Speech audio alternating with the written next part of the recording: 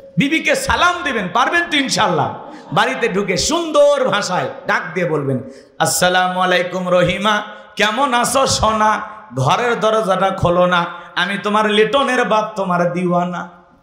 বউ খুশি হয়ে দরজা খুলবে। আপনার সন্তানের যে নাম সেটা ধরে বলবেন, আমি একটা বললাম আর কি। রাগ করতেছেন আপনারা? কিন্তু আমাদের ব্যবহার তো এত মিষ্টি না, এত সুন্দর না। ঘরে দরজায় ডাক দেয়, এ রুবেলের মাম, এ দরজা খোল, বেশি দেরি হলে দরজা ভেঙ্গে ফেলে দেয়া তোর পিঠের ওপর আজ কি যে হবি রে। ভিতর থেকে বউ বলে, এটা স্বামী না সেকেন্ড আজরাইল। এই জন্য ব্যবহার ভালো হওয়া লাগবে। স্ত্রীকে সালাম দিবেন, পারবেন তো ইনশাল্লাহ।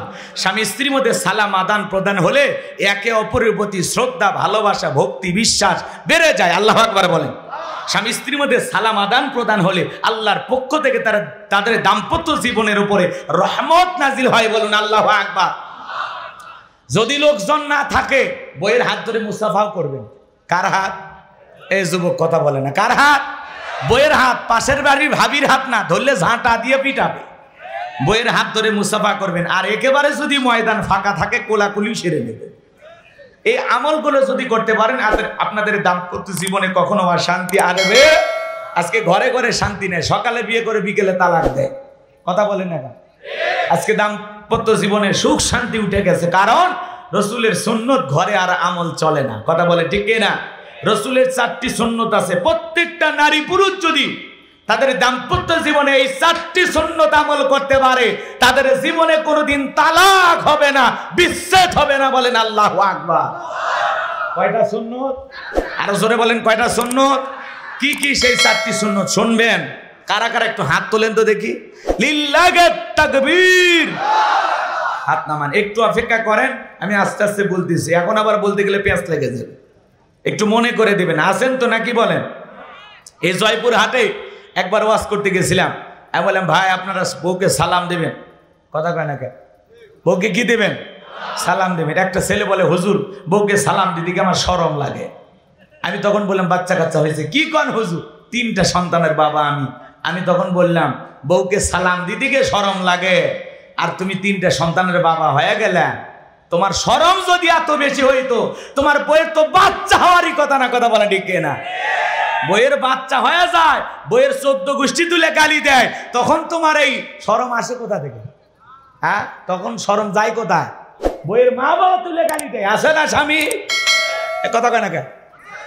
স্বামী স্ত্রীকে সালাম দিবে, স্ত্রী স্বামীকে সালাম দিবে। উভয়ের মধ্যে সালাম আদান প্রদান হলে আপনার স্ত্রী আপনাকে বকাঝকা করবে না, আপনিও আপনার স্ত্রীকে গালি দিতে পারবেন না। আল্লাহ আমাদের ঘরগুলোকে শান্তির নীর বানায় দেন। জোরে বলেন আমিন। সালাম মানেই শান্তি। কথা বলে ঠিক কি না? সালামের মাধ্যমে অনেক বড় বড় সমস্যা মিটে যায়। বউ খুব ক্ষেপে আছে, সালাম দিয়ে বুকে জড়ায় নেন, এমনি মেজাজ ঠান্ডা হয়ে যাবে। আরে পরে টিপস দিচ্ছি, একটু অপেক্ষা করেন। কষ্ট হচ্ছে আপনাদের? লিল্লাহি তাকবীর। আম্মা জান আয়েশা ডেকে বলেন, নবীজি ঘরের ভিতরে প্রবেশ করে আমাকে সালাম দিলেন, আর আমি তাকায়া দেখলাম বিশ্ব নবীর চেহারার আলোতে সুইটা কই পরে আছে আমি পরিষ্কার দেখতে পেয়েছি। আপনার আমার নবীর সম্মান মর্যাদা কত জানেন? অনেকে জানে না। এক জায়গায় যা বললাম, ভাই বলেন তোমাদের নবীর নাম কি? একজন বলতে যে হুজুর আব্দুল কাদের জিলানী। পীর সাহেবের নাম মুখস্থ আছে, কিন্তু কপাল পরা রসুলের নামটা বলতে পারে না। এমন মুসলমান আছে না নাই? কেমন নবী পাইছি জানেন? আখিরি নবীর আখিরি উম্মত আপনি আমি। আপনার আমার মর্যাদা দাম অনেক বেশি। আল্লাহ বলেন, কুনতুম খায়রা উম্মাতিন উখরিজাত লিন-নাস তা'মুরুনা বিল মা'রুফ ওয়া তানহাউনা আনিল মুনকার। আমার আল্লাহ বলে, তোমাদেরকে উত্তম জাতি বানাইলাম, ভিআইপি বানাইলাম, মর্যাদা সম্পন্ন বানাইলাম। তোমাদের কাজ হলো সৎ কাজের আদেশ দেওয়া, অসৎ কাজ থেকে মানুষকে বিরত রাখা। কথা বলেন ঠিক কিনা? তাহলে নিজেরা ভালো কাজ করব, মানুষকে ভালো কাজের জন্য উৎসাহ অনুপ্রেরণা দেব। নিজেরাও অন্যায় করব না, খারাপ কাজ করব না, সমাজেও করতে দেব না। কথা বলেন ঠিক কিনা? খারাপ কাজ, অন্যায় কাজ বন্ধ করতে গেলে মার আসে না নাই? মার আসে না নাই? আজকে হক কথা বলা যায় না। হক কথা বলতে গেলে মাইক কেড়ে নিত এক সময়। কথা বলে না কেন? আজও বাংলাদেশে 2-1টা মাহফিলে বাধা দেওয়ার মতো লোক আছে না নাই? তাদেরকে সাবধান করে দিতে চাই। আলেমেরা কথা বলবে, আপনি আপনার দলীয় সমাবেশে কথা বলেন, কেউ তো বাধা দিতে যায় না, কিন্তু আলেমেরা যখন কোরআনের মাহফিলে কথা বলবে তাদেরকে বাধা দেওয়ার চেষ্টা করবেন না, এতে সমস্যা কিন্তু আরো বাড়বে। কথা বলে না কেন? মানুষ তখন আবু জেহেল চিনবে, কথা কয় না কেন? কারণ কোরআনের মাহফিলে কোনো মুসলমান বাধা দিতে পারে। হুজুর বলতেছে সমস্যা কি? বাক স্বাধীনতা আছে না মানুষের? বলে যা। আপনি ভালো মানুষ হলে সমাজের মানুষ এমনি আপনাকে নির্বাচিত করবে। কোন হুজুর কি কইলো না কইলো এতে আপনার ভোট কমবে, কথা কয় না কেন? আর যদি হুজুরদের বাধা দেন, চেয়ারম্যান কে আপনি এলাকার চৌকিদারও হবেন না। গতকালকে আমাদের এক ভাইকে কুষ্টিয়ার একটি মাহফিলে বাধা দিয়েছেন মাওলানা সাদিকুর রহমান আজহারী ভাই, অত্যন্ত নরম একজন আলোচক, কথা বলেন না কেন? চমৎকার ভাবে কথাগুলো বলেন। ভাই তো বোঝেনি, তো সাদিকুর রহমান আজহারী মানে বোঝেন তো তিনি চমৎকার ভাবে কথা বলেন। আর ওই সমাজে একজন মানুষ বলেছে কোরআনের মাহফিল চলবে, এক চেয়ারম্যান কথা বলতেছে, এই কথা বলতে বলতে চেয়ারম্যান সাহেব যায় রাগান্বিত হয়ে শ্রোতারে পিটাইতেছে। এইটা ভাই, এটা মানুষের কাতারে পড়ে? কথা বলেন, এরা মানুষের কাতারে পড়ে? আপনি কোরআনের মাহফিলে গেছেন, আপনি মাইক ধরছেন কেন? আপনি অতিথি মাইক ধরলে এতটুকু আসসালামু আলাইকুম ভাই, আসলে এটা আমাদের কোনো দলীয় সমাবেশ না, এটা যেহেতু ওয়াজ মাহফিল, তাফসীর মাহফিল, এলাকার মানুষ সম্মান দিয়ে আমাকে দাওয়াত দিয়েছেন, আলহামদুলিল্লাহ আমি খুবই ধন্য আজকের জান্নাতের বাগানে বসতে পেরে। ওলামা ইকরাম এসেছেন, তারা কোরআন হাদিস থেকে কথা বলবেন, ভালো থাকবেন, আসসালামু আলাইকুম, শেষ, তোমার বক্তব্য শেষ, তুমি নামে যাও। কথা কয় না? উনি মাইক ধরে বলে এটা বলতে পারবেন না, ওইটা বলতে পারবেন না, মনে হয় আমরা সবাই আর বাপের গোলাম। কথা কন না কে? কি বলবো না বলবো তোমার কাছে জানা লাগবে না? তুমি কোন দেশে দুলে ভাই বাহাদুরি করেছিল, অনেকে থাকতে পারে না, এজন্য নতুন করে মাথা ছাড়া দিয়ে কেউ বাহাদুরি করেন না। কথা কন না কে? আপনারা শান্ত থাকেন, নিজের দল গোছান, মানুষের কাছে যান, মানুষের ভালোবাসা আস্থা বিশ্বাস অর্জন করেন। মাহফিলে বাধা দিয়া বক্তাকে থামাইয়া কখনো আপনার দলীয় সমর্থন আপনারা বাড়াইতে পারবেন না। কথা বলেন ঠিক কি না? এই জন্য ভাই আলেমদেরকে কথা বলতে দেন, মনে থাকবে তো ইনশাল্লাহ। আমার ভাইয়েরা চলেন সামনের দিকে যাই।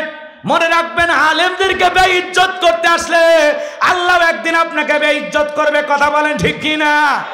এই জন্য আমাদের প্রিয় ভাই হযরত মাওলানা সাদিকুর রহমান আজহারীর মাহফিলে যারা বাধা দিয়েছে, আল্লাহ যেন তাদেরকে হেদায়েত দান করেন। জোরে বলেন আমিন।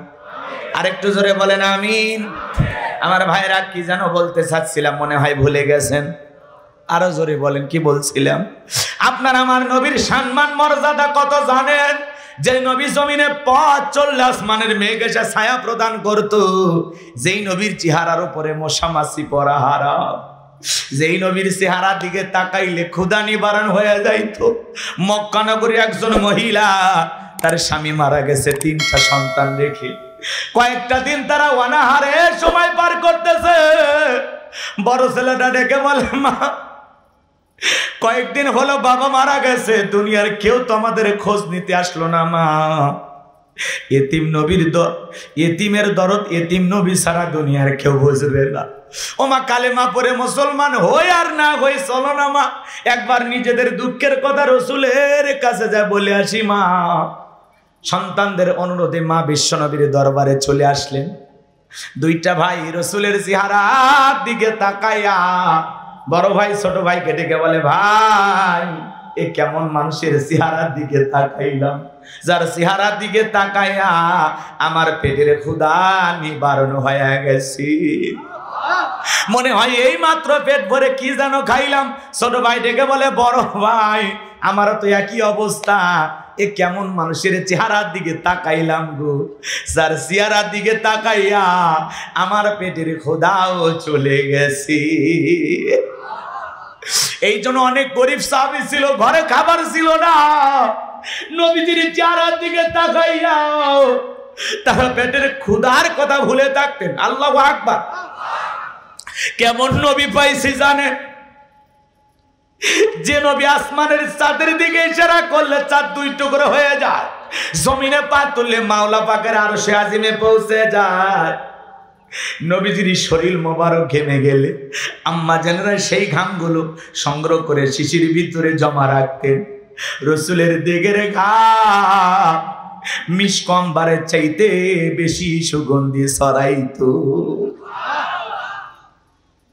আমার ভাইয়েরা, সেই নবীর কাছে হযরত বেলাল কথা মনে আছে না নাই? গভীর মনোযোগ দিয়ে শুনবেন বাজান গো আমার। হযরতে বেলাল ডেকে বলে, নবী আপনি কালেমার দাওয়াত দেন, ইসলামের প্রচার প্রসার করেন, দয়া করে আমার একটু কালেমা পড়ে মুসলমান বানায়া দেন।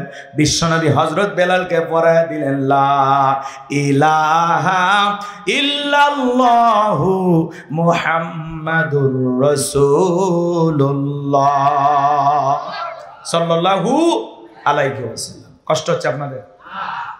আমার ভাইয়েরা গভীর মনোযোগ দিয়ে শুনবেন যে কথা বলতে চাচ্ছিলাম। হযরতে বেলাল কালেমা পড়ে মুসলমান হয়ে গেল। আমার নবী ডেকে বলে, বেলাল ইসলামের অবস্থা এখন ভালো না, কালেমা পড়েছো আপাতত প্রকাশ করা যাবে না। আপনারাই বলেন তো ইসলামের অবস্থা কি সব সময় ভালো থাকে? আরো জোরে বলেন ভালো থাকে? আজও তাম পৃথিবীর দিকে তাকায় দেখেন, ওই জালেমদের টার্গেট ইসলাম আর মুসলমান। এ কথা বলে না কেন? ওই জালেমদের টার্গেট ইসলাম আর মুসলমান। কথা বলে ঠিক কিনা? বাংলাদেশের অনেক বড় একটা কোম্পানি আছে, আরএফএল কোম্পানি, নাম শোনেন নাই? সেখানে একজন ভাই চাকরি করত।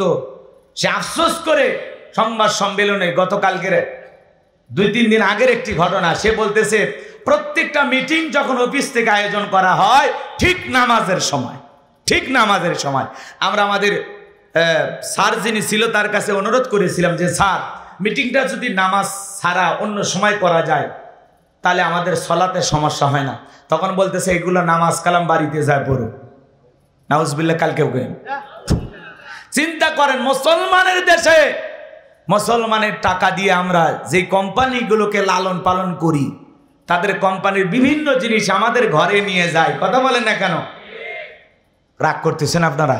এখন তারা যদি নামাজ পড়ে এমন ব্যক্তিদের সাথে এমন আচরণ করে, বলেন তো ওই কোম্পানির প্রোডাক্টগুলো কি কেনা যাবে? ওই কোম্পানিগুলো বয়কট করার দরকার আছে না নাই? নামাজে বাধা দেয়। এরা দাড়ি দেখলে সমস্যা মনে করে, জামাত শিবির ট্যাগ লাগায়। সেই ছেলেটা বলতেছে এগুলো জামাত শিবিরগিরি, এই আরএফএল কোম্পানিতে চলবে না। নামাজ পড়লে বাড়িতে পয়সা পড়বা, অফিসে কোনো নামাজ হবে না। এইভাবে তারা কথা বলতেছে। এই জন্য আমরা বলতে চাই ভাই, ইসলাম বিদ্বেষী মাঝে মাঝে বিরাট বিভিন্ন কোম্পানিতে আমরা এরকম দেখি। কথা বলে না কেন? তারা নামাজকে পছন্দ করে না, দাড়িকে পছন্দ করে না, কেউ আল্লাহর জিকির করে পছন্দ করে না। এমন কোম্পানির জিনিস আমরা আমাদের ঘরে কিনবো না। কথা বলে ঠিক কিনা? এই জন্য বলবো, এখন আপনারা সতর্ক হয়ে যান। কারণ বাংলাদেশের মানুষ যদি একবার জেগে ওঠে, আর যদি বয়কটের দাবিতে দেশের ওলামা ইকরাম সচ্চার ভূমিকা পালন করে, ওইরকম কোম্পানি 2-1 বছরের মধ্যে নিশ্চিহ্ন হয়ে যাবে। কথা বলে ঠিক কিনা? ফিরিয়ে দিলে তোদের বদনাও কেউ কিনবে না। কথা কয় না কেন? সাবধান হয়ে যাও। সব জায়গায় ইসলাম বিরোধী লোক আছেই।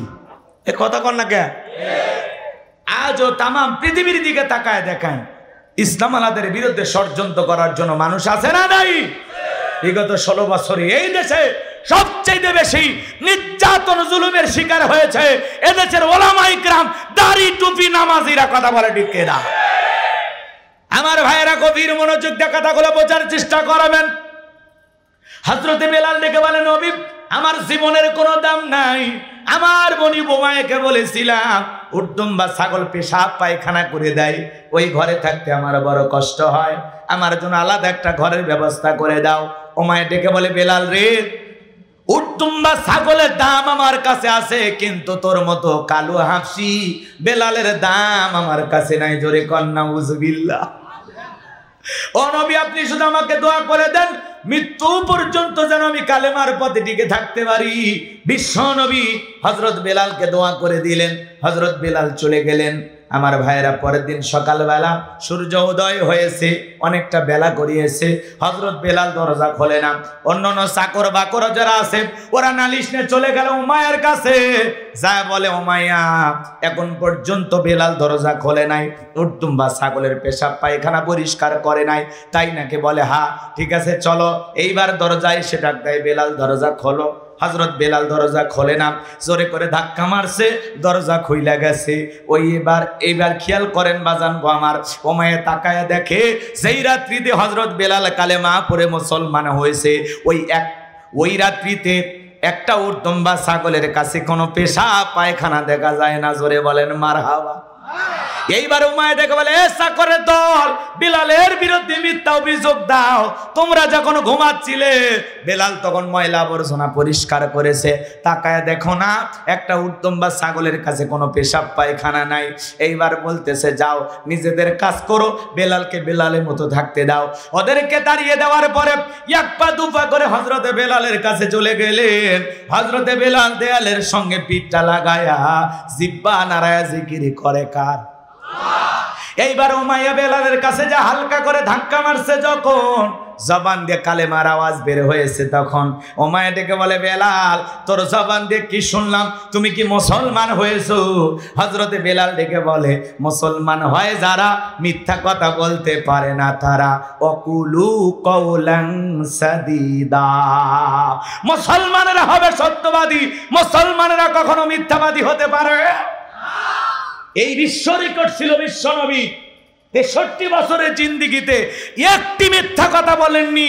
এমন মানুষকে নেতা হিসাবে কারা কারা মানতে রাজি? দুই হাত তুলে দেখান। লিল্লাহি তাকবীর। আমার নেতা, তোমার নেতা। কেমন নেতা পাইছি, কেমন নেতা! সে 63 বছরের জিন্দেগিতে একটি মিথ্যা কথা বলেননি।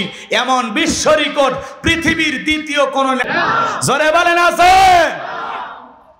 আমাদের সমাজের নেতারা তো মিথ্যা বলতে বলতে চেহারা বেঁকা হয়ে গেছে, এক পা কবরে ঢুকে চলে গেছে, এরপরে মিথ্যা বলা ছাড়ে না।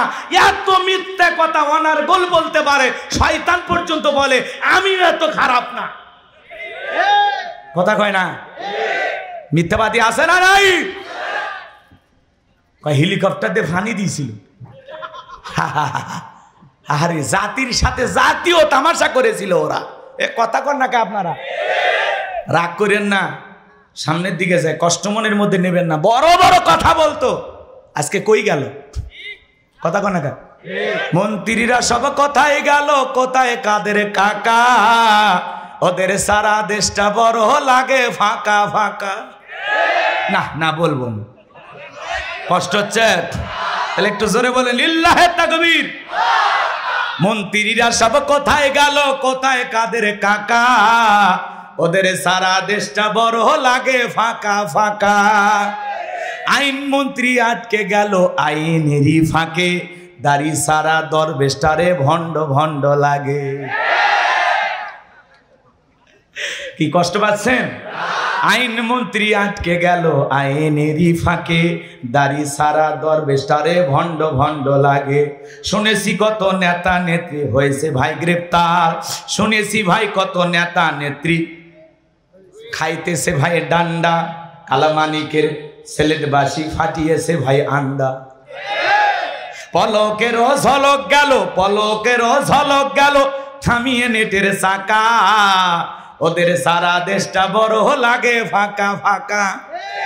কোথায় গেল সংসদেতে মমতাজের গান, কোথায় গেল হযরত বলা স্বামী মোসমা? না থাক, কষ্ট হচ্ছে। এই সমাজে এগুলো আছে না নাই?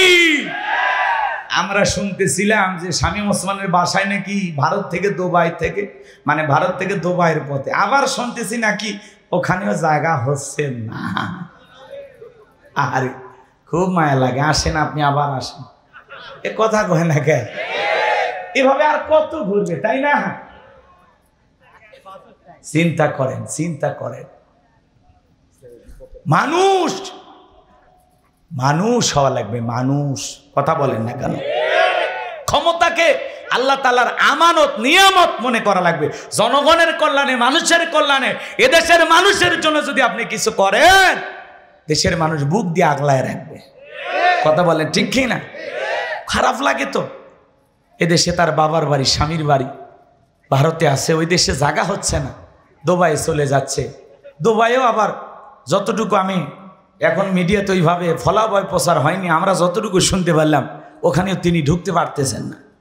বিশ্বের বিভিন্ন দেশে তাকে পাঠানোর জন্য ভারত সরকার অনেক চেষ্টা করতেছেন, কিন্তু হচ্ছে না। কথা বলেন না কেন? এই জন্য মাঝে মাঝে বলতেছেন সুযোগ পাইলে চট করে ঢুকবো। আসেন আসেন, কথা কোন ঠিক কি না? আসেন, আপনি আসবেন না কেন? এদেশের নাগরিক আপনি, আছেন, পরেরটা পরে বোঝা যায় নাকি? কন আসেন, আপাতত আসেন, এই পরে ভয় দেখালে হবে, বোঝেন। এখন আদর করে ডাকতে হবে, আসুক। ওনারা আসবে না কেন? আসুন, যারা যারা গেছে সবাই চলে আসে নাকি কহা? কিন্তু বিশ্বাস করেন, আমার কারো দেখতে মন চায় না, তবে একটা মানুষের জন্য আমার খুব দেখার ইচ্ছা, সেটা কাদের সাহেবকে। এই বেচারাটা আছে কোথায়? আমি খবরটা পাইতেছি। রাগ করতেছেন? স্মার্ট বাংলাদেশ বলতে পড়ে যাইতো, কি পালাবো না, প্রয়োজনে ফখরুল সাহেবের ঠাকুরগাঁয়ের বাসায় গিয়ে উঠবো। কি ফখরুল সাহেব জায়গা দিবেন না? কই গেল বেচারা? খুব দেখতে মনে চায়। এই লোকটার তথ্য এখনো পাওয়া যাচ্ছে না। কথা বলে ঠিক কি না? আবার ফখরুল সাহেব ঠাকুরগাঁয়ে যা বলে, কই কাদের সাহেব আপনি আসেন, আমি মেহমানদারি করার জন্য প্রস্তুত। আমার ভাইয়েরা মন খারাপ করবেন না, সমাজের বাস্তবতা মাঝে মাঝে তুলে ধরা লাগবে। অনেকে আবার রসকস করতে পারে, হুজুর ওয়াজের মধ্যে এগুলো কি, এগুলো মাঝে মাঝে বলা লাগবে। দেশের মানুষ ভুলে গেলে হবে না, সচেতন হওয়া লাগবে। কারা কি ব্যবহার করেছে ভুলে গেলে চলবে? কারা আইনা ঘর বাড়িয়েছে? কারা দেশের কোরআনের পাখিকে বিদায় করে দিয়েছে? কারা এই দেশের নিরীহ মানুষকে ফাঁসি দিয়ে বিদায় করেছে? অতীত ভুলে গেলে চলবে না। ইতিহাস কিন্তু ঘটনা ঘটার পরে লেখা হয়। এই জন্য সব কথা বাংলার মুসলমান মনে রাখবে, এদেশের জনগণের সাথে কে কেমন ব্যবহার করেছে।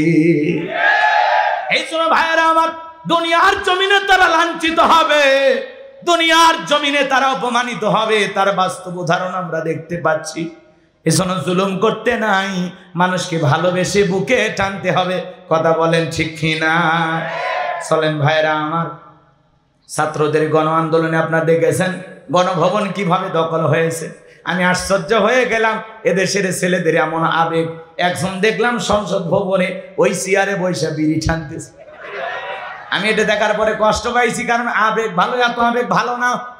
কেউ ফ্রিজের মাছ, কেউ বাবা রান, যে যেমনে পেরেছে কাপড় চোপড় পোশাক আশাক কেউ কিছু বাকি রাখেনি। পরে আবার অনেকে ওই সবকিছু ফেরত দিয়ে আসছে। কথা বলেন ঠিক কিনা? এজন্য বাজান গো আমার, যে কথা আমি বলতে চাচ্ছিলাম, হযরত বিলালের কথা মনে আছে না নাই? আরো জোরে বলেন, মনে আছে না নাই? হযরত বিলাল দিকে বলে, মুসলমান হয় যারা মিথ্যা কথা বলতে পারে না তারা। আমি গতকাল রাত্রিতে বিশ্ব নবীর হাতে হাত রেখে আমি কালেমা পড়ে মুসলমান হয়েছি, বলুন সুবহানাল্লাহ। ওমায় ডেকে বলে, বিলাল রে, উত্তম্বা ছাগলের মালিক বানায় দেব, থাকার জন্য ভালো ঘরের ব্যবস্থা করে দেব, একটাই শর্ত, আব্দুল্লাহর বেটা মুহাম্মদ সাল্লাল্লাহু আলাইহি সাল্লামের ধর্ম ত্যাগ করে আবার আমাদের বাপ দাদার ধর্মে ফিরে আসো। হযরত বিলাল ডেকে বলে, ওমাইয়া, দুনিয়ার পার্থিব সম্পদের বিনিময়ে বিলাল তার ঈমান বিক্রি করবে না।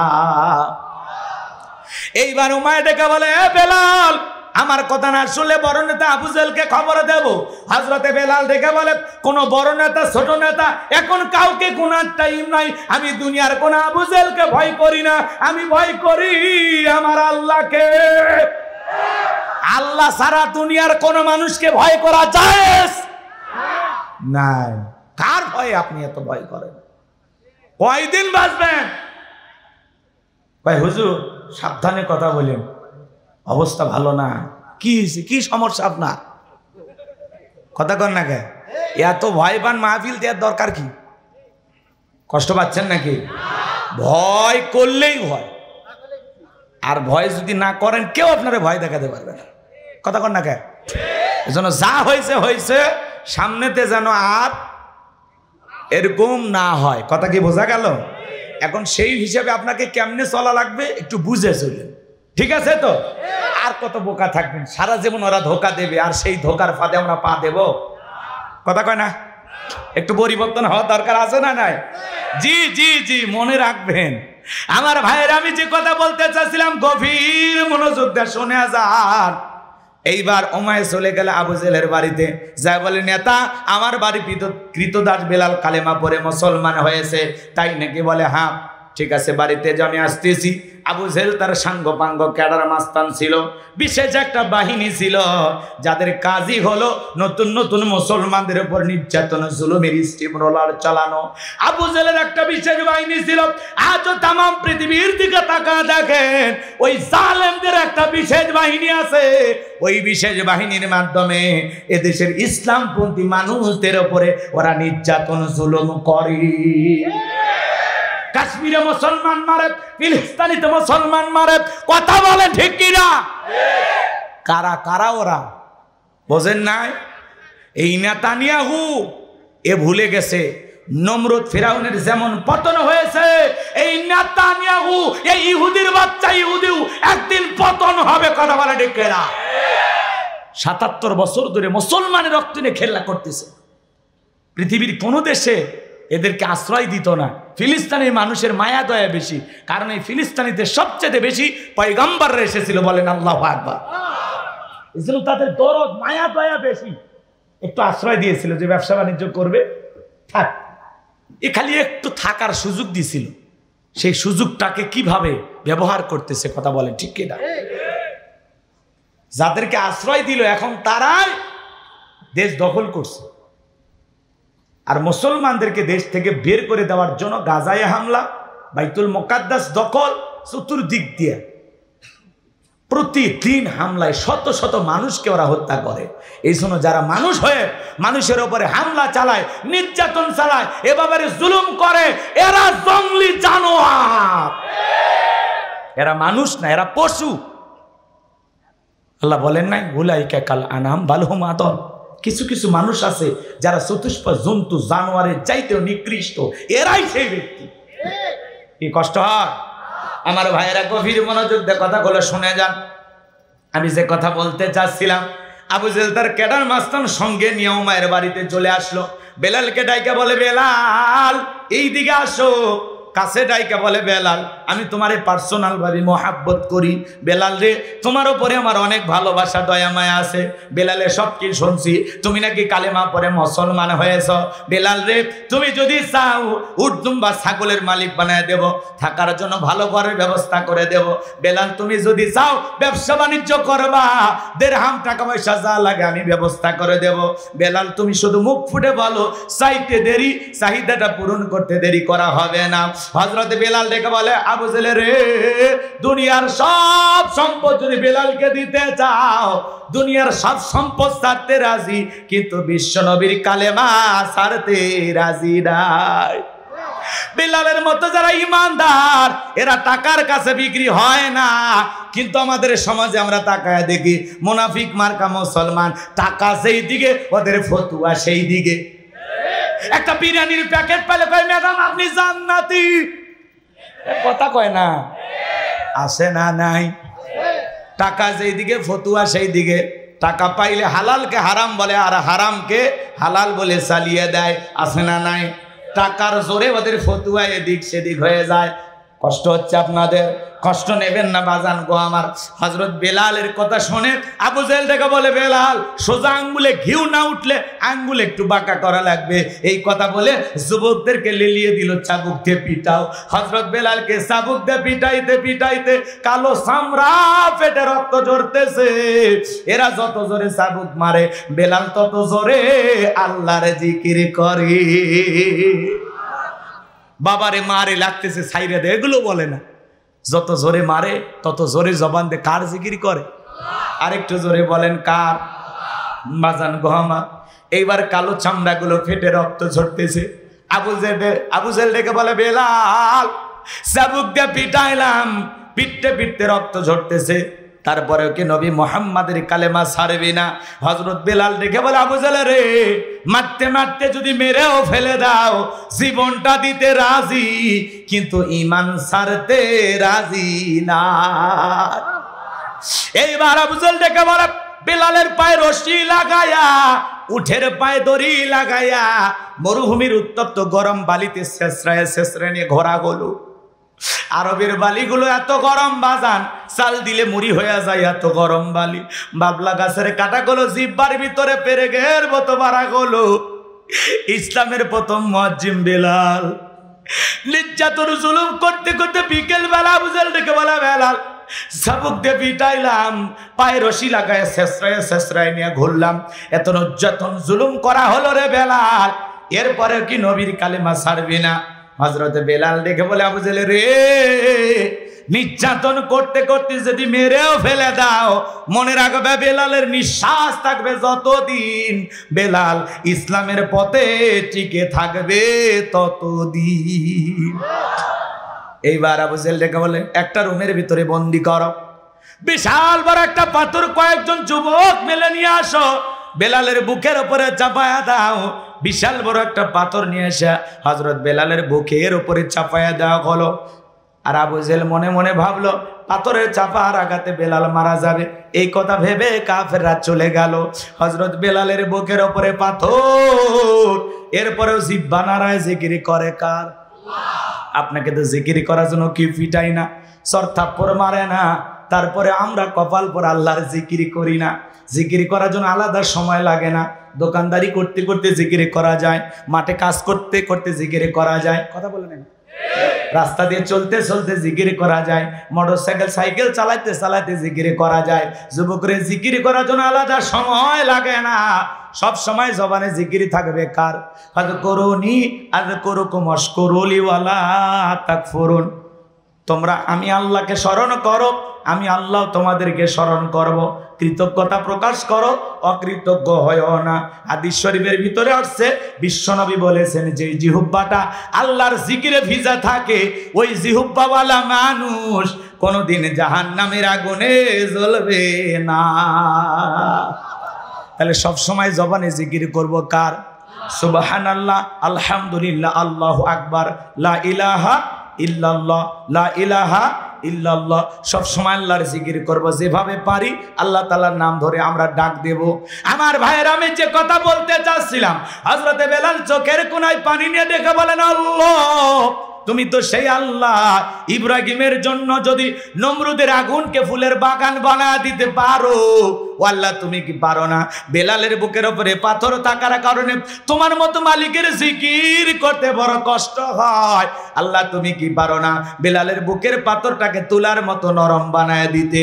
হযরতে বেলাল দোয়া করতে দেরি, আসমানের মালিক আল্লাহ দোয়া কবুল করতে দেরি করে নাই। আমার আল্লাহ বেলালের বুকের পাথরটাকে তুলার মতো নরম বানিয়ে দিয়েছে। এইবার বেলালের নিঃশ্বাসের সাথে জিকিরের সাথে পাথর ওঠে আর নামে। সুবহানাল্লাহ বল। আশিকে রাসূল বেলাল, নবীর পাগল বেলাল, নবীকে কত ভালোবাসতেন জানেন? বিশ্বনবী যখন মক্কা নগরীতে পথ চলতো, হযরত বেলাল একবার ডানে যায় আর একবার বামে যায়। আমার নবী ডেকে বলে, বেলাল বুঝি না এমনটা কেন করো?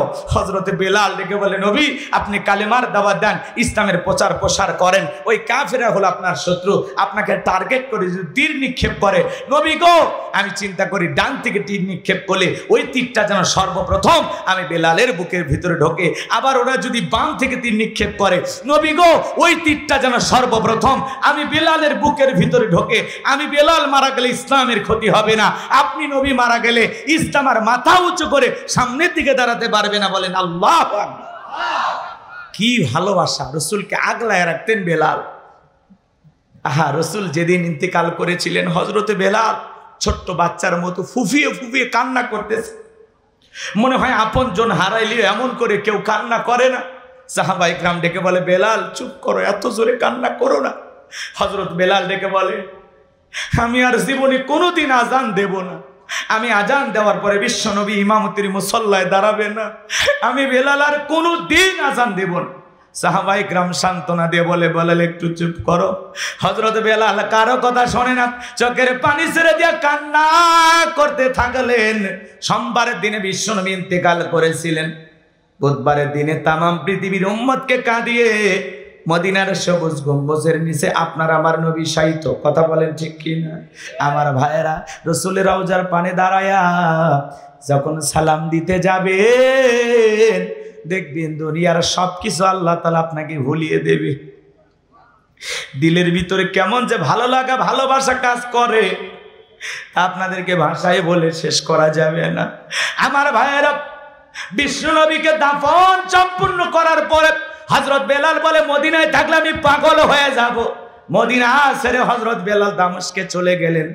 6 মাস অতিবাহিত হয়ে যাওয়ার পরে নবীজি ঘুমের ঘরে ডেকে বলে, বেলাল, কত মানুষ দেশান্তর থেকে আইসা, বিভিন্ন দেশ সফর করে আইসা আমি রাসূলের রওজা পাকে দাঁড়ায়া, আমার কবরের পাশে দাঁড়ায় সালাম দেয়, এ বেলাল আয় আয়, একবার মদিনায় আইসা আমি নবীকে সালাম দিয়া যা। বিশ্ব নবীকে স্বপ্নে দেখার পরে হযরত বেলাল আর দেরি করলেন না, পরের দিনে মদিনার পথে রওনা করলেন। হযরত বেলাল মদিনায় পৌঁছার পরে সমস্ত সাহাবায়ে কেরাম ডেকে বলে, বেলাল দাও না একবার আজান দাও, তোমার কণ্ঠে আমরা আজান শুনতে চাই। হযরত বেলাল ডেকে বলে, আমি আজান দেওয়ার পরে বিশ্বনবী ইমামতির মুসল্লায় দাঁড়াবে না, আমি বেলাল আর আজান দেব না। ছোট ছোট বাচ্চারা পর্যন্ত বলে, মা বেলাল আসছে, একটু বেলালকে দেখে আসি। নবীর নাতি হাসান আর হোসাইন দুইটা ভাই বেলালের কাছে আইসা হযরতে হোসাইন বেলালের হাতটা ধরে বলে, নানু ভাই, নানাও চলে গেছে, তুমি আমাদেরকে ছেড়ে চলে গেছো, নানু ভাই দাও না একটু আজান দাও, আমি হোসাইন তোমার একটু আজান শুনতে চাই। হাতটা ধরে যখন নানু ভাই বলে ডাক দেয়, ও নানু ভাই দাও না একটু আজান দাও। হযরত হোসাইন যখন নানু ভাই বলে ডাক দেয়, হযরত বেলাল তাকায়া দেখে হযরতে হোসাইনের চেহারার উপরে মনে হয় বিশ্বনবীর চেহারা মোবারক ভেসে উঠেছে। মনে হয় মদিনার নবী ডাইকা বলে, বেলাল দে না একবার আজান দে, আমি নবী কতদিন হয়ে গেল তোর আজান শুনতে পাই না। হোসাইন যখন কেঁদে কেঁদে হাতটা ধরে নানু ভাই বলে ডাক দেয়, হযরতে হোসাইনের অনুরোধ ফেরাইতে পারলেন না। 6 মাস পরে বেলাল মদিনায় আইসা আবারও আজান দিলেন। বলুন আল্লাহু আকবার। ঘটনা অনেক লম্বা আছে, ওই দিকে যাওয়ার সুযোগ নাই। বেলালের ওপর নির্যাতন জুলুমের কথা বিশ্বনবীর কান পর্যন্ত যখন পৌঁছে গেল, আমার নবী ডেকে বলে, আবু বকর, বেলালের ওপর নির্যাতন জুলুমের কষ্টের কথা আমার আর সহ্য হয় না, যাও যাও তুমি আমার বেলালের জন্য একটা কিছু করো। হযরত আবু বকর সিদ্দিক রাদিয়াল্লাহু তাআলা আনহু কয়েক গুণ দাম বেশি দিয়া গোলামীর জীবন থেকে হযরত বেলালকে আজাদ করলেন, মুক্ত করলেন। বলুন আল্লাহু আকবার। এই যখন ইসলামের অবস্থা বাজান গো আমার, একদিকে সন্তান হারানোর ব্যথা, অন্যদিকে সাহাবায়ে কেরামদের উপর নির্যাতন জুলুম, এই জন্য রাসূলের মনটা কি খারাপ। সন্তানের ব্যথায় সাহাবায়ে কেরামদের নির্যাতন জুলুম কষ্টের কারণে রাসূল ব্যথিত। আচ্ছা বলেন তো, নবীজির যখন মন খারাপ, নবীকে সান্ত্বনা দেওয়ার দায়িত্ব কার? আরেকটু আস্তে কোন, একটু জোরে ডাক দেন, আল্লাহ। কইতে কষ্ট লাগে, আল্লাহ বললে বুকটা ভরে যায়, কলিজাটা ভরে যায়, কি শান্তি। আমরা গোলাম কার? আরেকটু জোরে বলে। আমার ভাইয়েরা গভীর মনোযোগ দিয়ে কথাগুলো শুনবেন। আমার আল্লাহ ডেকে বলে, জিবরাইল, আমার বন্ধুর মা নাই, বাবা নাই, আমি ছাড়া আমার বন্ধুর আপন কেউ নাই। এ জিবরাইল, আমার বন্ধুর মনটা হয়েছে ভারী, আমি আল্লাহ সইতে না গির পারি। লাহু মাহফুজ থেকে সূরা কাউসার নিয়ে যায়, আমার বন্ধুর উপরে নাজিল কর তাড়াতাড়ি। আল্লাহু আকবার। বলে আনাস, আমার মনটা কেন খারাপ তোমরা জানো, আমার মনের কষ্টের কথাটা তোমরা জানো, কিন্তু আমার মুস্কি হাসি দেওয়ার কারণ হলো এই মাত্র আসমান থেকে জিবরাইল এসে আমার উপরে সূরা কাউসার নাজিল করলো। বিশ্বনবী তখন সাহাবায়ে কেরামদের সামনে তেলাওয়াত করে শোনায় দিলেন। জবান ছেড়ে সবাই আরেকবার তেলাওয়াত করুন। ইন্না আ'তাইনাকাল কাউসার ফাসাল্লি লিরাব্বিকা ওয়ানহার ইন্না শানিয়াকা হুয়াল আবতার। আল্লাহু আকবার। আল্লাহ রাব্বুল আলামিন বলেন ইন্না আ'তাইনাকাল কাউসার। আল্লাহু আকবার। আমার আল্লাহ বলেন অবশ্যই আমি আল্লাহ পাক আপনাকে হাউজে কাউসার দান করেছি। বলুন আল্লাহু আকবার। নিশ্চয়ই আমি আল্লাহ পাক আপনাকে হাউজে কাউসার দান করেছি। এই দুনিয়ার অনেক পয়গাম্বরকে আল্লাহ পাক পাঠিয়েছিলেন, দুনিয়ার অন্য কোন নবী রাসূলকে আল্লাহ পাক হাউজে কাউসার দান করেন নাই। আমার আল্লাহ তাআলা ভালোবেসে আপনার আমার প্রিয় নবীকে হাউজে কাউসার গিফট করেছেন, দান করেছেন। সুবহানাল্লাহ বলেন। ইন্না আ'তাইনাকাল কাউসার, অবশ্যই আমি আল্লাহ পাক আপনাকে হাউজে কাউসার দান করেছি। জোরে বলুন সুবহানাল্লাহ। অনেকে সুবহানাল্লাহ বলতে চায় না, কি কষ্ট হয়। এই হাউজে কাউসার এদিকে খেয়াল করেন, দুই একজন ওঠা বসা করতেছেন, আমি তাতে মন খারাপ করি নাই, কারণ সবাই তো ওয়াদা ঠিক রাখতে পারে না। কথা কনে ওয়াদা খেলাফকারী বহু মানুষ আছে, সব জায়গায় তালে তাল মিলে হাত তোলে, কিন্তু একটাও পালন করে না। আছে না ভাই? তো এই জন্য থাকবে, ধানের মধ্যে পাতান থাকে, দেখতে স্বর্ণের মতো, কিন্তু নাম কি? হ্যাঁ কি? City gold. আহারি, দেখতে স্বর্ণের মতো কিন্তু দাম কি একই? কই স্বর্ণের দাম 1,30,000-35,000 টাকা ভরি, আর ওইটার দাম 1,500-2,000 টাকা। কথা কন ঠিক কিনা? এই জন্য ভাইয়েরা আমার, সবাই যে শেষ পর্যন্ত ওইভাবে মনোযোগ দিয়ে শুনবে এমনটা নয়। এখন আপনি আসল সারমর্ম আলোচনার মূল যে তাৎপর্য, গুরুত্ব, সেটা এখন বুঝতে পারবেন। কথা কি বুঝতে পারছেন? একটু স্বাদ নিয়ে বাড়িতে যান। এত কষ্ট করে আসছেন, একটা মেসেজ নিয়ে যাওয়া দরকার তো, নাকি বলেন? আমলের নিয়তে কিছু কথা নিয়ে যাওয়ার দরকার আছে না নাই? একটু শোনেন, হাউজে কাউসারের মালিক আল্লাহ পাক কাকে দান করেছেন? রাসূল আকরাম সাল্লাল্লাহু আলাইহি সাল্লামকে। চিৎকার মেরে বলুন সুবহানাল্লাহ। আমার ভাইরা, এই জন্য আল্লাহ রাব্বুল আলামিন বলেন, নবী গো আমি আল্লাহ পাক আপনাকে হাউজে কাউসার দান করেছি। ভালো করে বোঝার চেষ্টা করবেন, এই হাউজে কাউসারের পানি দুধের মতো সাদা, মধুর চাইতে মিষ্টি, পানির মতো ক্লিয়ার। কঠিন কিয়ামতের ময়দানে যেদিন বিচার দিবস কায়েম হবে বাজান গো আমার, মালিক ইয়াউমিদ্দিন, শেষ বিচার দিবসের একমাত্র মালিক কে? আর কেউ আছে? ওই দিন একমাত্র বিচারক কে? কথা বোঝেন নাই? সেই বিচার দিবসে আল্লাহ তাআলা বলতেছেন, এদিকে খেয়াল কর, বিচার দিবস যেদিন কায়েম হয়ে যাবে, সূর্য যেদিন সহাত মাথার উপরে চলে আসবে, জমিন যেদিন তামার জমিন হবে, বিল্ডিং ইমারত ঘর বাড়ি পাহাড় পর্বত নদী নালা খাল বিল যা দেখতেছেন সব ধ্বংস হয়ে যাবে। কথা বলেন না কেন? কুল্লু মান আলাইহা ফান, সবকিছু ধ্বংস হয়ে যাবে। এই পৃথিবীর জমিনে কোনো কিছুই অবশিষ্ট থাকবে না। কথা বলেন ঠিক কি না? গণভবন থাকবে? কথা কয় না কেন? অবশ্যই জো বাইডেনের বাড়িটা তো থাকবেই, ভারতের তাজমহল থাকবে, মালয়েশিয়ার সেই বিশাল বড় বিল্ডিংটা তো থাকবেই, সৌদি আরবের ঘড়ি টাওয়ার অবশ্যই থাকবে।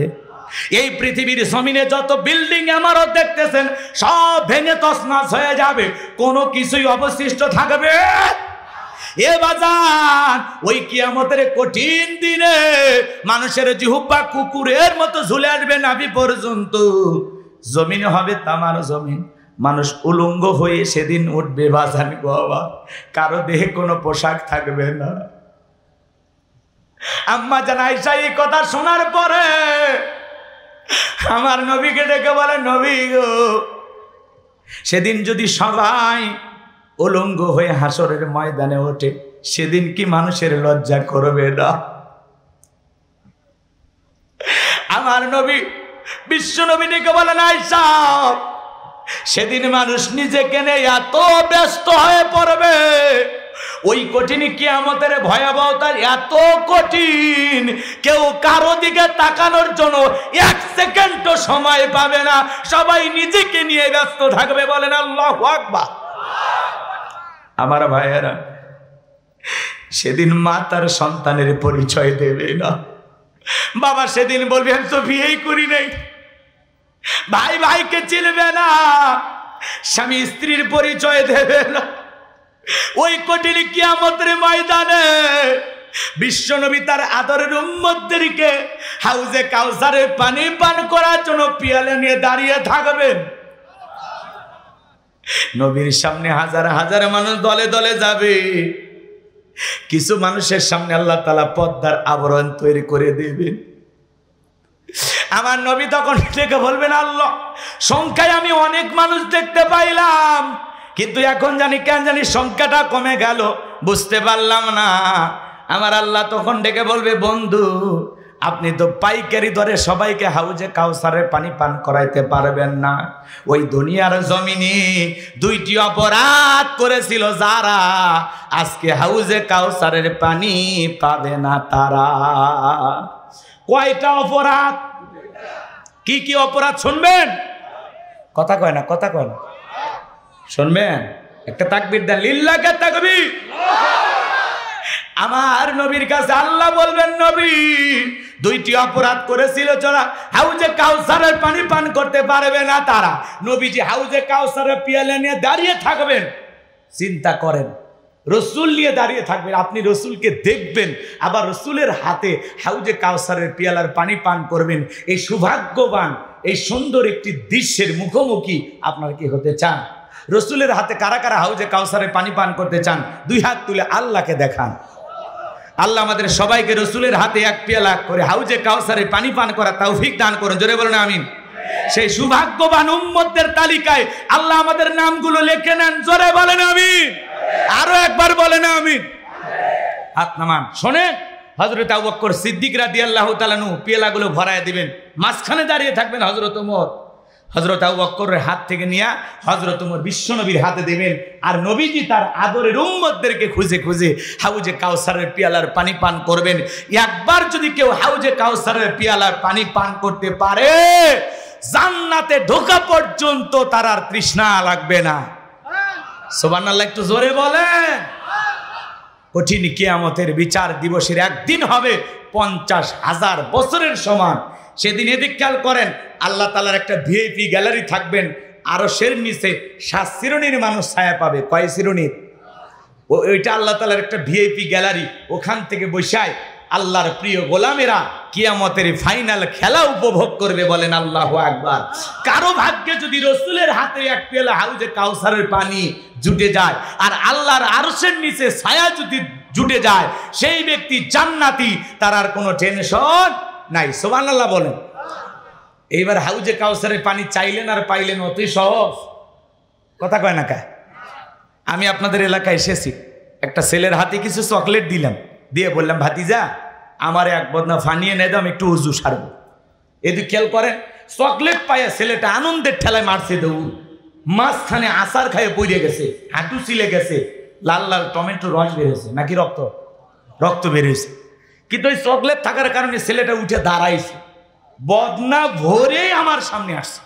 আমি তখন বললাম, বাবা এই পানিটা আনতে গিয়ে তোমার কষ্ট হয়েছে, ওই যে মাঝপথে আচার খাইয়ে পড়ে গেছে, হাঁটুটা ছিলে গেছে, রক্ত মনে হয় বের হয়েছে।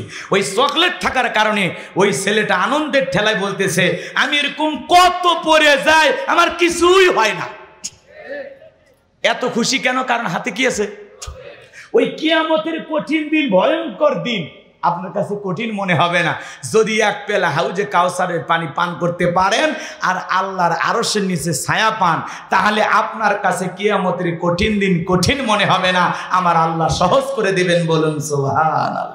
এখন পানি চাইলেন আর পাইলেন, অতি সহজ। একটু আমল করা লাগবে না? কথা বলেন। এখন ঠান্ডা পানিতে ওযু বানায়া সিজদা দিতে হবে কাকে? আরো জোরে বলেন, কাকে? নামাজের আলোচনা শুনে নতুন একজন ভাই হয়তোবা কালকে মসজিদে যাবে, পুরাতন যারা আগে থেকে নামাজ আদায় করে তখন আবার বলবে, বাপ রে বাপ, উত্তর পাড়ার বাদশা আবার কোন দিন নামাজ ধরলো, দেখি তো তোর নামাজ কয়দিন থাকে। এরকম ঠাট্টাকারী আছে না নাই? খবরদার মুরব্বী এই বেয়াদবি করা যাবে না। কথা বলে না কেন? কেউ যদি নতুন নামাজ আদায় করার জন্য মসজিদে যায়, আপনি আর আল্লাহর কাছে বলবেন, ভাই তুমি মসজিদে আসছো, আমার দিলটা ভরে গেছে, আমি আল্লাহর কাছে দোয়া করি আল্লাহ যেন মৃত্যু পর্যন্ত মসজিদে এসে 5 ওয়াক্ত সালাত জামাতের সহিত আদায় করার তৌফিক দান করে। আপনি দোয়া করেন মিয়া, তা না করে ঠাট্টা করেন, নামাজ ঠিকঠাক থাকবি তো কয়দিন পড়বা। মনে হয় মসজিদের ওটা হলো সিসি ক্যামেরা, এর দায়িত্ব কে ঢুকলো আর কে বের হলো খোঁজ খবর নেওয়া। কথা কর না কে? দাওয়াত দিয়ে তো 5 জনকে মসজিদ মুখী বানাইতে পারেন না, তা ঠাট্টা করেন কেন? ওই একদিন নামাজ পড়বে না 2 দিন পড়বে, সেটা ও ভালো বুঝবে। পারলে দোয়া করেন, বেয়াদবি করবেন না। যুবক মানুষ একটু মুখে দাঁড়িয়ে রাখছে, দেখলে কয় ভাতিজা চ্যাংরা বয়সে বুড়ে হয়ে গেলে, কথা কয় না। বউক নিয়ে ঘুরতে গেছে, মানুষজন দেখালে কয় ভাবি ভালো আছেন? হ্যাঁ। সাথে চাচার খবর কি? কথা কয় না, আছে না? না। আমি আমার বউকে নিয়ে একবার মার্কেটে গেছি, কয় হুজুর আপনার মেয়েকে বলেন কোনটা কোনটা চয়েস করবে নিতে বলেন। আপনি মেয়ে না রে, এটা আমার আসল জিনিস। কথা কয় না কে? যা কছু ভুল কছু, কথাকে বোঝেন না। মানে দাড়ি দেখলে মনে করে হুজুরের কয়েকটা মেয়ে বিয়ে দিয়েছে, মানে মেয়ে নিয়ে আসছে হুজুর, এরকম ভাবতেছে। আমার যে বউ আছে ও ভুলেই গেছে। কথা কন না কে? দেখবেন দাড়ি রাখলে অনেক বউ পছন্দ করেন, এরকম বউ আছে না নাই? যে স্ত্রী তার স্বামীর মুখে রাখা দাড়ি পছন্দ করে না, রসুলের এই সুন্নাত যার ভালো লাগে না, এই স্ত্রী নিয়ে জীবনে সুখ পাওয়া যাবে না। রসুলের সুন্নতের মহাব্বতই আপনার স্ত্রীর মনের মধ্যে নাই, সে আবার কি মহাব্বত করবে আপনারে? কথা কন না কে? ওই কটকটি ডাইনি বউ দিয়ে সংসার হবি না। রাগ করতেছেন আপনারা? এই জন্য মা বোন যারা বসে আছেন, মা স্বামী যদি মুখে দাড়ি রাখে খুশি হন, কারণ যে স্বামী মুখে দাড়ি রেখে ইফটিজিং করতে পারবে না, কথা কন ঠিক কিনা? মুখে দাড়ি রেখে পরকীয়া প্রেম করতে পারবে না, কথা বলেন। মুখে দাড়ি রেখে পতিতালয়ে যেতে পারবে না, মুখে দাড়ি রেখে সিনেমা দেখতে যেতে পারবে না। তার বিবেকে বাঁচবে। পাগলি বোঝে না। আর যাদের দাড়ি আছে, যাদের যেই পুরুষগুলোর দাড়ি আছে, হ্যাঁ, এরা যে কি, হ্যাঁ সেটা বুঝবেন কেমনে? বুঝে নেন। হ্যাঁ, কথা কয় না, কথা কয়। রাগ করতেছেন আপনারা? কিছু কিছু মুরব্বী আছে 70-80 বছর পার হয়ে গেছে, এরপরে সেলুনে যে কয় মারিয়ে দিয়ে চামড়া টানিয়ে টানিয়ে প্লাস দিয়ে চামড়া টানিয়ে সেভ করা লাগে। হাই রে বুড়ে রে, এরকম আছে না নাই? আল্লাহ সমস্ত বৃদ্ধ মুরব্বীদের হেদায়েত দান করেন। জোরে বলেন আমিন। এই যে বাবাজি দাঁড়িয়ে রাখছে, ভাই দাঁড়িয়ে রাখছে, আমি রাখছি, এদের দেখেন তো ভালো লাগতেছে না? দাড়ি হলো পুরুষের সৌন্দর্য, কথা কয় না কেন? আপনি যে পুরুষ, এটার একটা সৌন্দর্য বৃদ্ধি করে দাড়ি, কথা কয় ঠিক কিনা? এটা আমরা কাকে ভালোবেসে রেখেছি? আল্লাহ রসুলকে, কথা বলে ঠিক কিনা? মানা হাব্বা সুন্নতি ফাকাদ হাব্বানি অমানা হাব্বানি কানা মাই ফিল জান্নাহ।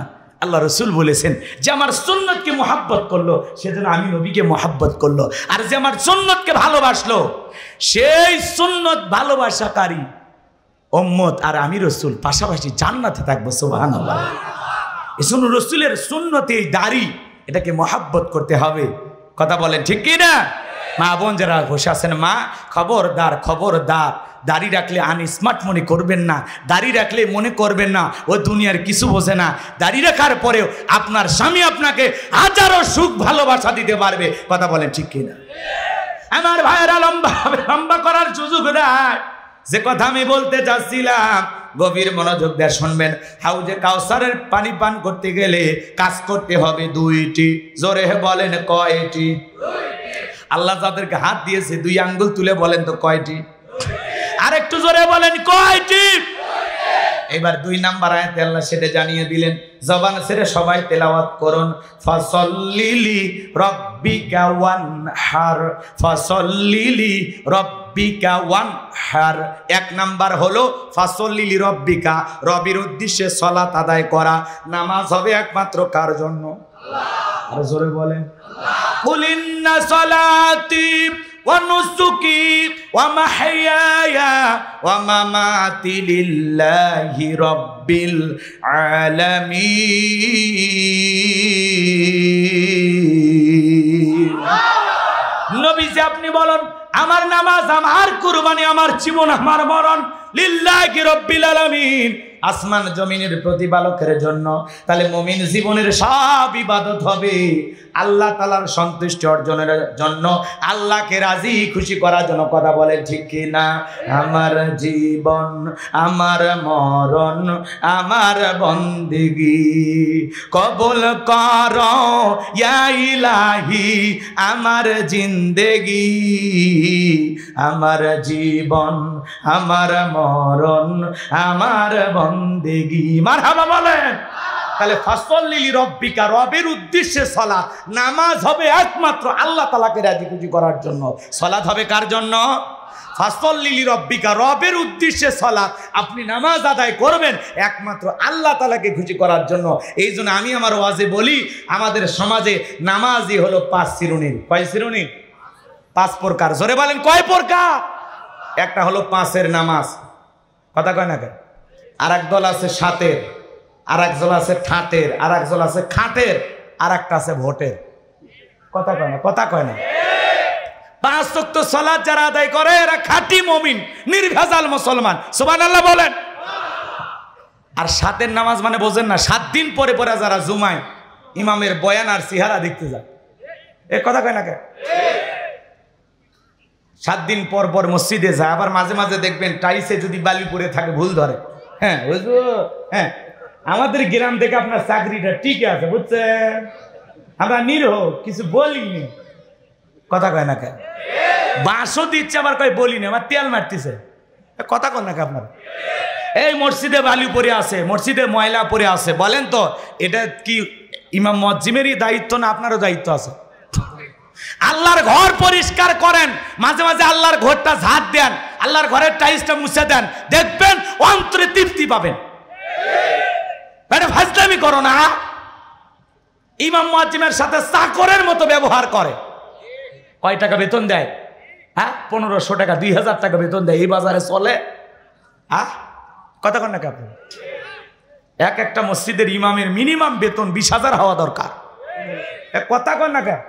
একেবারে সবচেয়ে কম 20,000। তাছাড়া বাজারে চলা কঠিন। অল্প না 2-3 হাজার টাকা দেয়, হুজুর আল্লাহ বরকত দিব। ওই যে এক হুজুরের চালাক হুজুর শুনেননি? কথা কয় না কে? মসজিদে এসে বলতেছে ইমাম সাহেব দোয়া করেন, আমার ছেলে চাকরি পাইছে। এইবার ইমাম সাহেব হাত তুলে বলতেছে, আল্লাহ আমি মসজিদের ইমাম, আমার মসজিদের সভাপতি, তার ছেলে চাকরি পেয়েছে। আল্লাহ আমি যেমন বেতন পাই, সভাপতির ছেলেও যেন তেমন বেতন পায়। সভাপতি হাত থামাইছে, এই দোয়া করতে বলছি। কেন?